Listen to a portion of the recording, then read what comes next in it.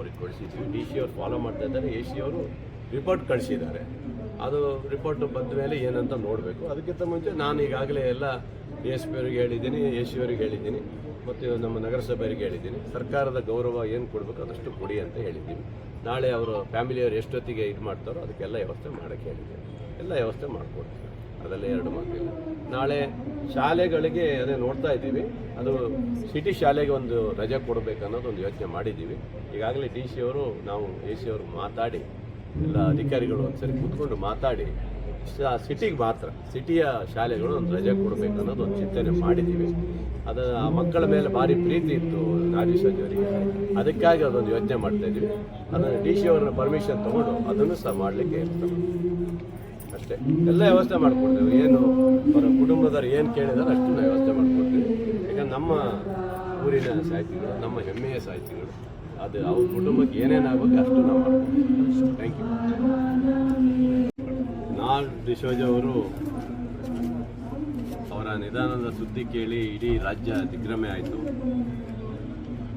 ನಾವು ಅತ್ಯಂತ ಒಂದು ಇಡೀ ರಾಜ್ಯದ ಹೆಸರುವಾಸಿಯಾದಂಥ ನಮ್ಮ ಸಾಹಿತಿಗಳನ್ನು ಇವತ್ತು ನಾವು ಕಳ್ಕೊಂಡಿದ್ದೀವಿ. ಅವರಿಗೆ ಈ ರಾಜ್ಯ ಪ್ರಶಸ್ತಿಗಳು, ಕೇಂದ್ರದ ಪ್ರಶಸ್ತಿಗಳು ಮತ್ತು ಹಲವಾರು ಸಂಘ ಸಂಸ್ಥೆಗಳು ಮತ್ತು ವಿ ಸಿ ಇದರಲ್ಲೂ ಸಹ ಭಾಳಷ್ಟು ಇದರಲ್ಲಿ ಅವರಿಗೆ ಪ್ರಶಸ್ತಿಗಳನ್ನು ತಂದುಕೊಟ್ಟಿದ್ದಾರೆ.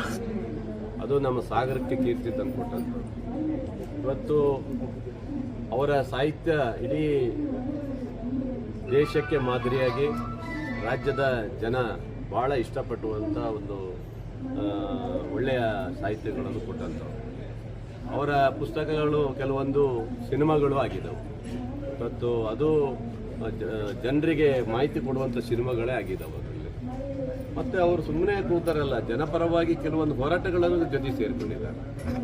ರೈಲ್ವೆ ಹೋರಾಟ ಮಾಡಿದರು, ನಮ್ಮ ರೈತರ ಸಾಗುವಳಿ ಏನು ನಮ್ಮ ಬಗರ್ಕೊಬ್ಬ ಸಾಗುವಳಿ ರೈತರ ಪರವಾಗಿ ಹೋರಾಟ ಮಾಡಿದರು.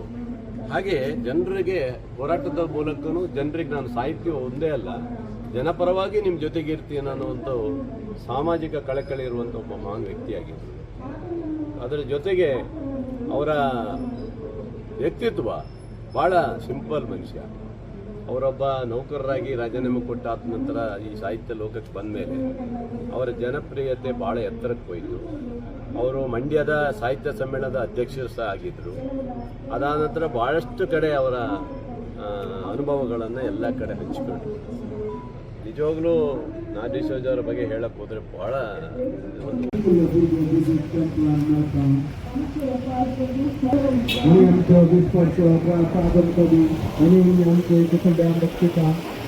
आणि आमचा पाहिजे परवडलेला कोणी वैचारिक आमच्या निवाराने